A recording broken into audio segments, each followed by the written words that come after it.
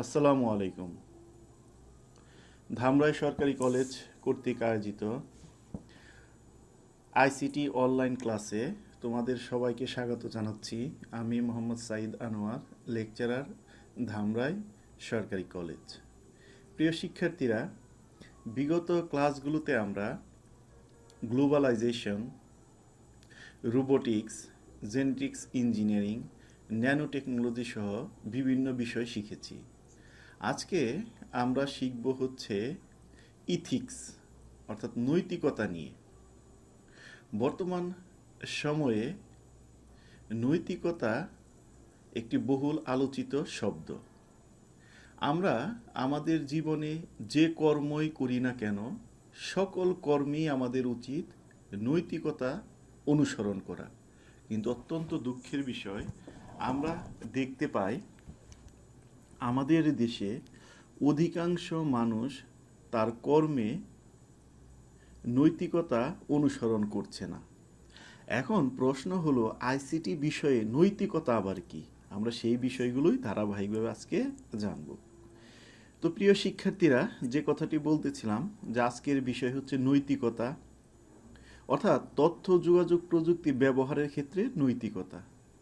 সমাজ জীবনে তথ্য যোগাযোগ প্রযুক্তির প্রভাব এবং তথ্য যোগাযোগ প্রযুক্তি এবং অর্থনৈতিক উন্নয়ন নিয়েও আমরা আলোচনা করব। প্রথমে আমরা যে বিষয়টি দেখব সেটা হচ্ছে নৈতিকতা। তোমরা সবাই জানো নীতি শব্দটি থেকেই নৈতিকতা শব্দটি এসেছে।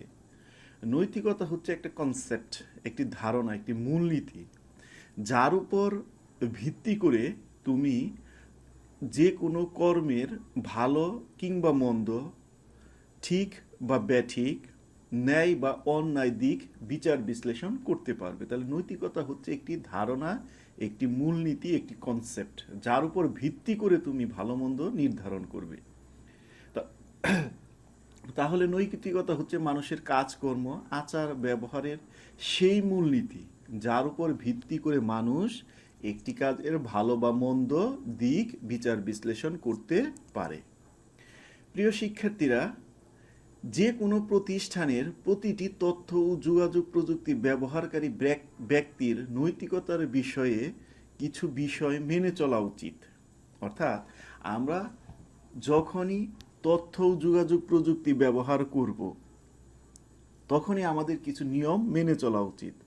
প্রথম যে বিষয়টি আমাদের সবসময় খেয়াল রাখতে হবে, নিজের স্বার্থের জন্য অন্যের ক্ষতি করা যাবে না।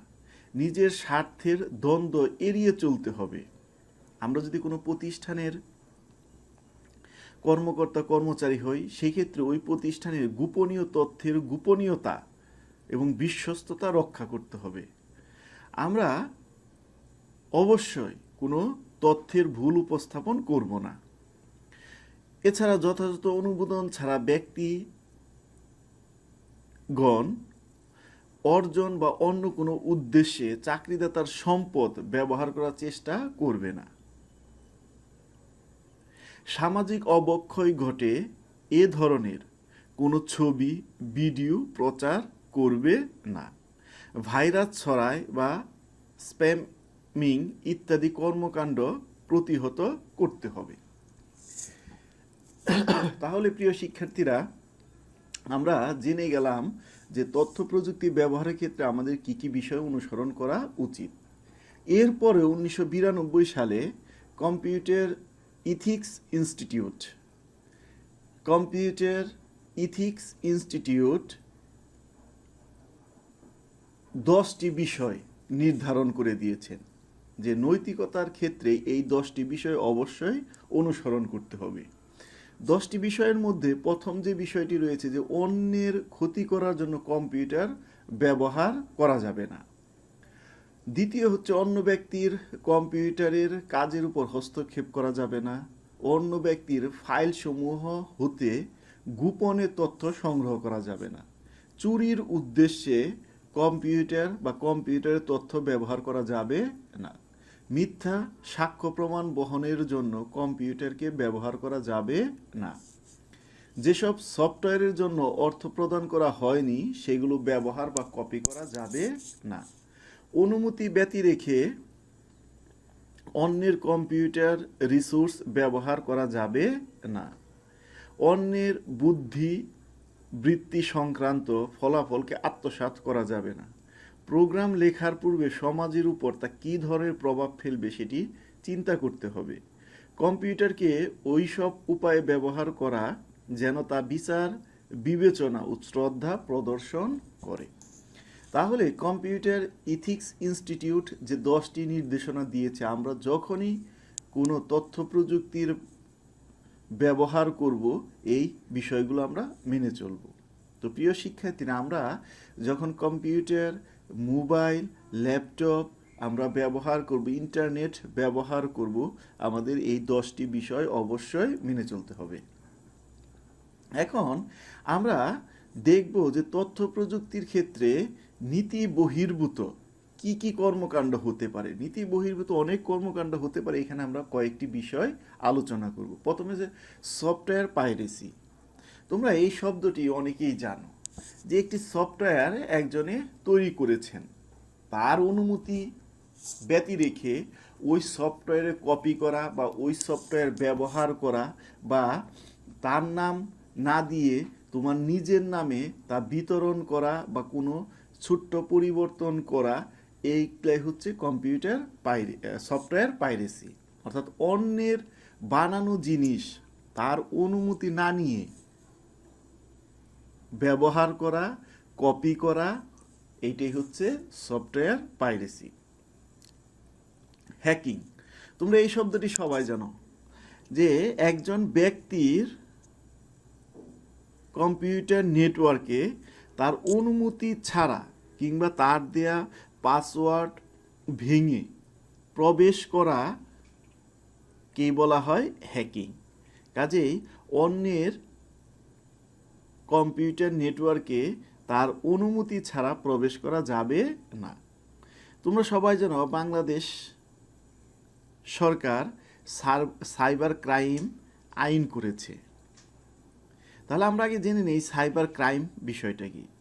সাইবার ক্রাইম বা আক্রমণ হচ্ছে এক ধরনের ইলেকট্রনিক আক্রমণ যাতে ক্রিমিনালরা ইন্টারনেটের মাধ্যমে অন্য কারো সিস্টেমে বিনা অনুমতিতে প্রবেশ করে ওই ব্যক্তির ফাইল, প্রোগ্রাম, হার্ডওয়্যার, সফটওয়্যার ইত্যাদি ক্ষতি সাধন করে। অর্থাৎ হ্যাকিংয়ের মাধ্যমে প্রবেশ করে ওই ব্যক্তির সফটওয়্যার, ওই ব্যক্তির ডাটা, ওই ব্যক্তির ফাইল ইত্যাদি ধ্বংস করে কিংবা পরিবর্তন সাধন করে। এটা হচ্ছে সাইবার ক্রাইম। আর তোমরা জানো আমাদের দেশে সাইবার ক্রাইম করলে তার জন্য অবশ্যই শাস্তি পেতে হবে।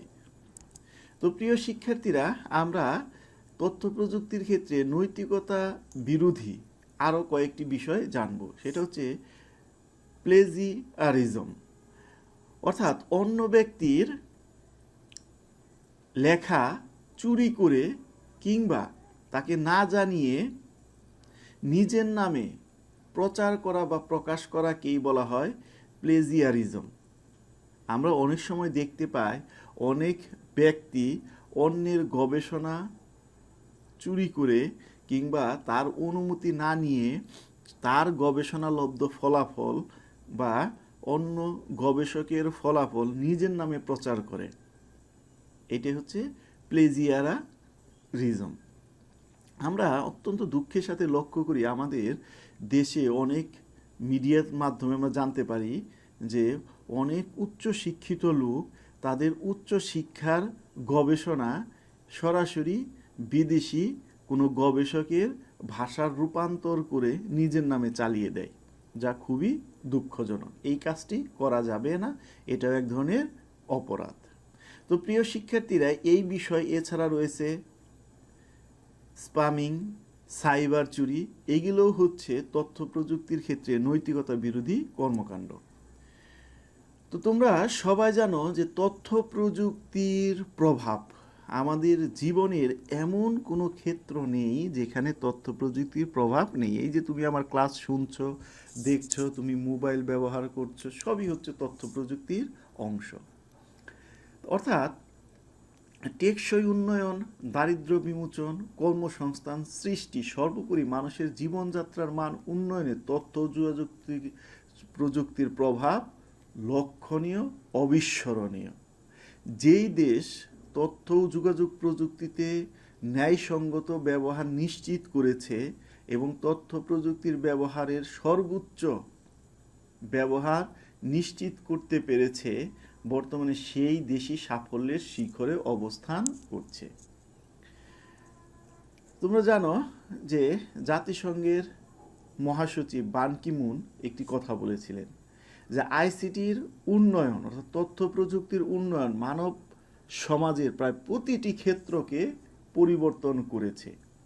কাজেই তথ্য প্রযুক্তির ব্যবহার নিশ্চিত করতে পারলে আমরাও উন্নতির চরম শিখরে পৌঁছে যাব।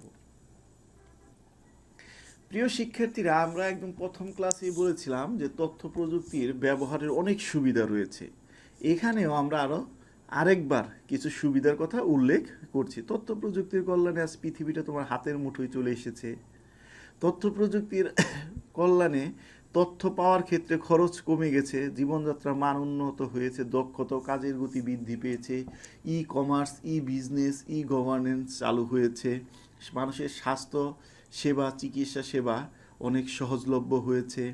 শিক্ষাক্ষেত্রে তো তথ্য প্রযুক্তির প্রভাব কী পরিমাণ বৈপ্লবিক পরিবর্তন এসেছে তা আমরা লক্ষ্যই করছি। এই যে করোনাকালে মাননীয় প্রধানমন্ত্রীর নির্দেশে, মাননীয় শিক্ষামন্ত্রীর নির্দেশে, শিক্ষা মন্ত্রণালয়ের নির্দেশে এখন সকল শিক্ষার্থী তথ্য প্রযুক্তি ব্যবহার করে ঘরে বসে তাদের শিক্ষা কার্যক্রম চালিয়ে যেতে পারছে। এটা তথ্য প্রযুক্তির উন্নয়নের ফলেই সাধিত হয়েছে। তো প্রিয় শিক্ষার্থীরা, আমাদের এই তথ্য প্রযুক্তির অনেক অনেক উপকারী দিক থাকা সত্ত্বেও এর কিছু নেতিবাচক বা খারাপ দিক রয়েছে। খারাপ দিকগুলো কিন্তু মানুষই তৈরি করেছে। আমরা যদি নৈতিকতা যে 10টি নির্দেশনা রয়েছে তা মেনে যদি আমরা তথ্য প্রযুক্তি ব্যবহার করি, তাহলে তথ্য প্রযুক্তির কোনো খারাপ দিক নেই।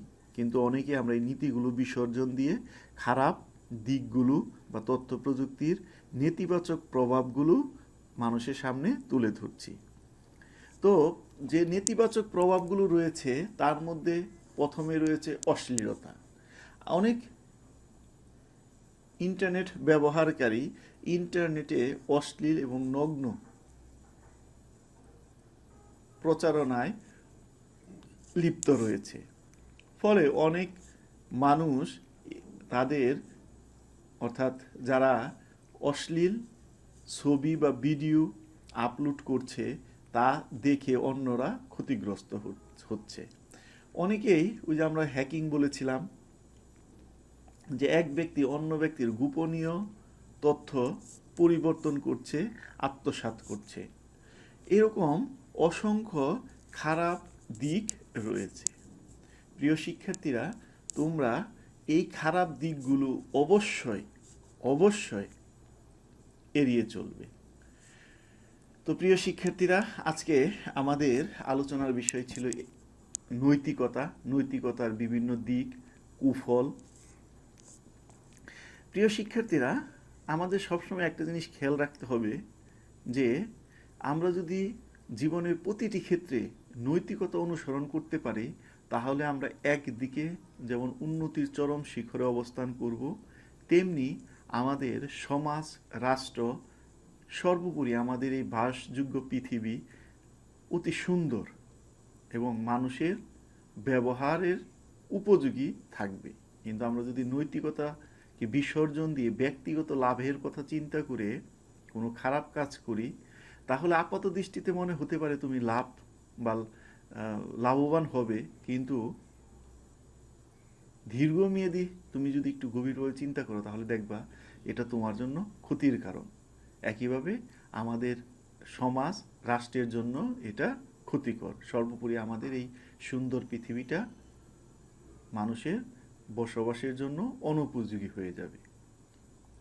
আমরা সকল কাজে নৈতিকতা অনুসরণ করব। তো প্রিয় শিক্ষার্থীরা, করোনাকালে তোমাদের জন্য আমার যে পরামর্শ, অবশ্যই স্বাস্থ্যবিধি মেনে চলবে, সরকারের নির্দেশনা মেনে চলবে এবং বাসায় নিয়মিত পড়াশোনা করবে।